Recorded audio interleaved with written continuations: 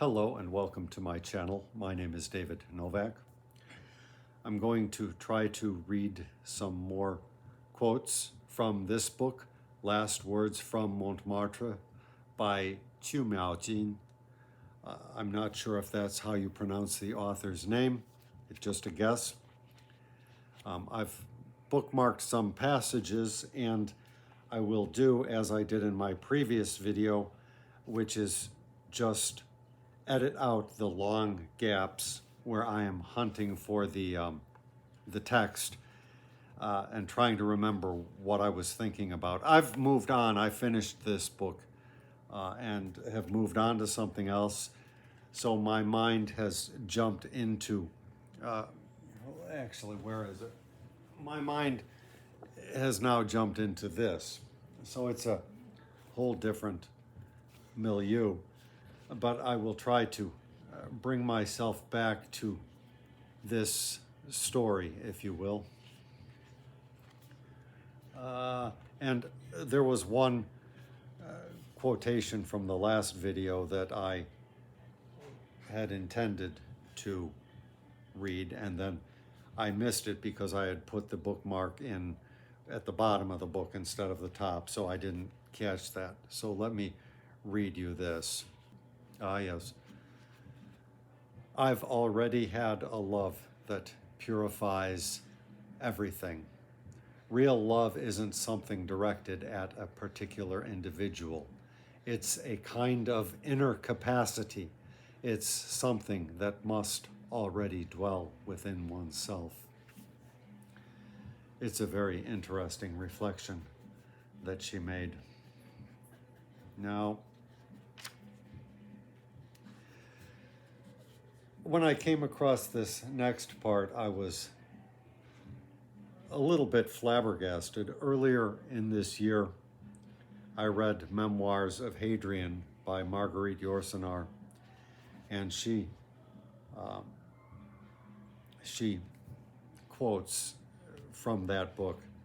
In Memoirs of Hadrian, Marguerite Yourcenar describes how at age 20, the young Greek Antinous, the favorite of the lascivious Roman Emperor Aurelius, drowns himself in the river to demonstrate his love, thus fulfilling a promise of true devotion to the emperor. Facing his death, the gray-haired old emperor finally comprehends Antinous's love for him and the real meaning of being one's emperor forever. Then she quotes Yourcenar, and let me see, she goes on.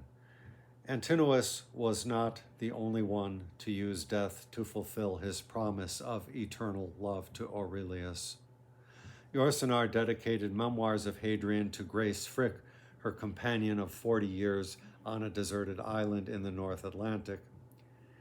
In 1975, she cremated Frick's body, wrapped the ashes in Frick's favorite wool scarf, placed all of this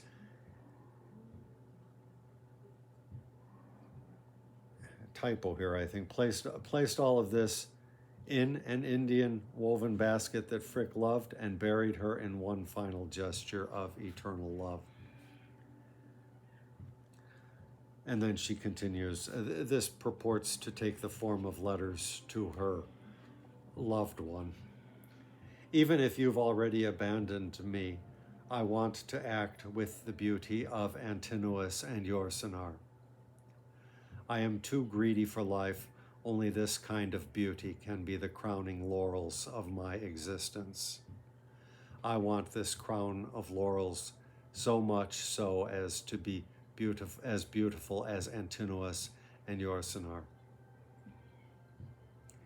Even if you are unwilling to accept this crown that I offer you, I want to transform myself into an idol in the temple of my own life so that I can complete the meaning of my eternal love for you, a sacrificial offering to you who have abandoned me. So this book reads as an extended suicide note. Now, I looked up to see when she ties in Grace Frick, who was Yourcenar's translator into English, and also lover, to see if there was some sort of suicide connection there, but there was not. Grace Frick was dying of and died of cancer. So I don't exactly understand why she is trying to make Antinous and Hadrian comparable to Frick and Yourcenar. But that said, I think when I was reading the Yourcenar, I really did not like her framing of the death of Antinous. The historical record is vague, but it's highly unlikely that Antinous committed suicide. Deaths happen in rivers all the time, and so it's more likely it was either an accidental death, or I suppose it's possible that Hadrian could have had the young man killed for some reason. Those are speculations. We don't know. And so Miaojin made the mistake of taking Yourcenar at her word. It's just an example of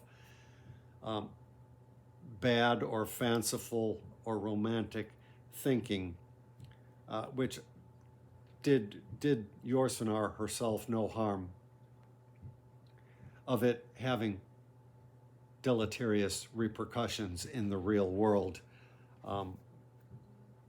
Unfortunately, if you take bad philosophy as your guiding star, you may go down a wrong path. And this book is immensely sad and immensely tragic. And I would not recommend, if you are a person who wavers with thoughts of suicide, to read this. It is not unique in that sense. There have been a fair number of artists that have used their last work as something of a suicide letter, if you will, and whose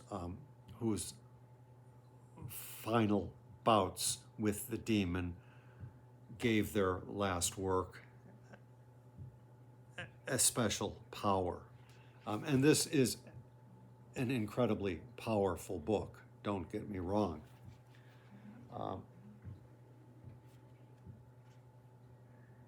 I will look for some more now. I thought this was interesting. When I'd written as far as the 10th letter, the book had already taken on a life of its own. It had its own aesthetic style, its own themes, plus the content and ideas were already mapped in my head. I've written nearly half of it, and the prose has found its own style organically. It seems I can't speak honestly to you through the book anymore. It now expresses more than what I'd wanted to convey to you. It has grown denser, more beautiful, and you won't be able to appreciate its whole value until I've finished writing it. It won't be a great work of art, but it could be a book of true purity. The detailed, thorough excavation of one very small field of a young person's life. That's an excellent description of this book, and it may indeed be a great work of art. I would not have the capacity to judge something like that, but I do believe that while she was writing these letters, and it's unclear how many of the letters were actually sent to the recipient, while she was writing these letters, the artistic impulse took control of the project. And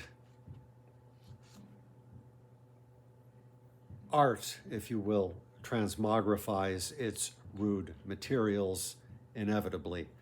And so in that sense, art tends to proffer a lie, if you will. She was so young, I don't know how well she understood the relationship between life and art. I found this very interesting. I can't make you treat me the right way, but I can try to describe the explicit nature and meaning of our love. So either love me unconditionally or have the courage to face me and tell me you want to separate forever and don't want my love anymore, that you forbid me from ever offering this love again. Reject me boldly, and then we'll part forever. Only these two options I deserve. Nothing else matters and would only cause more harm, making it impossible for me to respect you. Here's another one. I have no doubt that people are stupid and mean. Everywhere people are stupid and mean. I don't understand why humans are so stupid and mean. It's impossible to comprehend. I have to grow up. I won't be stupid and mean anymore, I promise. She was a troubled soul, I believe, and even in here confesses to assaulting her partner, which is certainly one of the reasons why her partner decided to leave.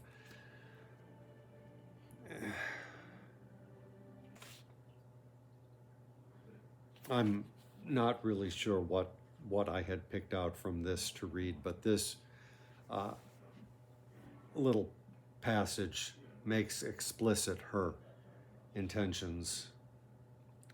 I've decided to kill myself, not because I can't live with suffering, and not because I don't enjoy being alive. I love life passionately, and my wish to die is a wish to live. Yes, I've chosen suicide. The end point of this process of forgiveness, not to punish anyone or to protest a wrong.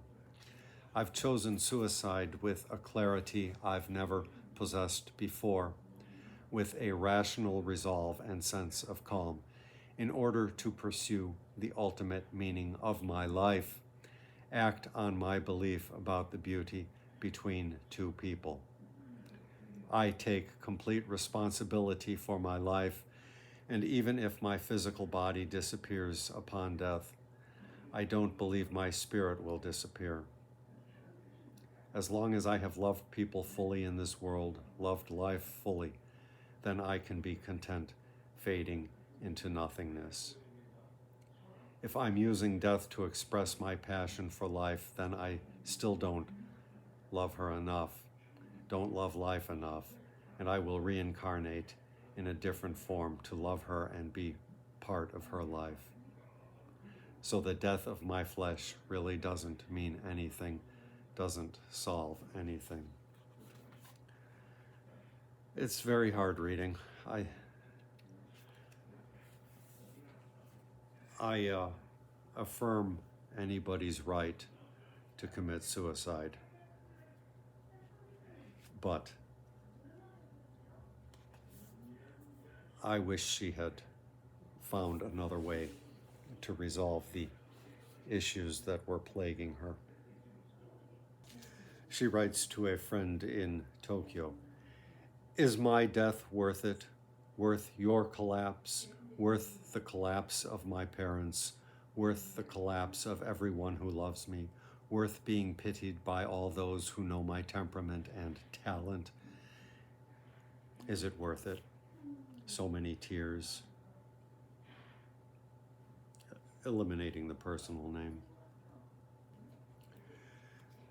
I think I will leave my quotations from the book Last Words of Montmartre here. Earlier today, I watched a video from a couple of years ago by Jack the Rambling Raconteur pertaining to this book, which he read at the time, and I will put a link to that below. He had some interesting things to say. And in his video, he delves into some of the books which she read and makes mention of in here. I think as an artist, it's always important who you take as your models when you are undertaking the career of an artist. And when it's possible, I think it's best to choose healthy models as opposed to unhealthy ones. There is a long precedent of, as I say, artists trying to come to grips with their situation through their art and not succeeding in the attempt. It just fills me with immense sadness. Now, this book is very short. This book was printed in English first, and this book, which I read first and which she wrote first, was published here, translated here afterwards. This one is bigger, it's messier. This one has the focus of, again, a single purpose, if you will. And then because this book was introducing the author to an American audience, there is a very nice essay at the back which describes some of the circumstances surrounding the author,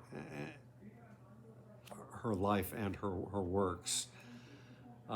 It mentions that there are or were a couple of memoirs written about her. At least one tribute memoir has been written. Luo Yijun's Forgetting Sorrow, 2001, as well as a novelistic reflection by her friend Lai Xiangyin, Thereafter, 2012. Neither name pronounced probably anywhere near correctly. It's all, it's all, I can't say opinionized. The names may well be Wade Giles. I don't know the transliteration systems, but so you have no real reflection of how they should be pronounced. And I looked, and unfortunately, none of those have been translated into English as yet, at least not that I can find. I think the feelings that I've had of having a kinship with the author is pretty widespread. And so I do recommend this. I'm very glad that I read her earlier book first, even though it was something akin to a train wreck, if you will. This is not so much, or it's the final moments of the train wreck when it's irreversible and it just makes like a dart to its conclusion. It's a very sad conclusion, but I can understand from this very much why she has the status that she has. Thank you very much for stopping by my channel.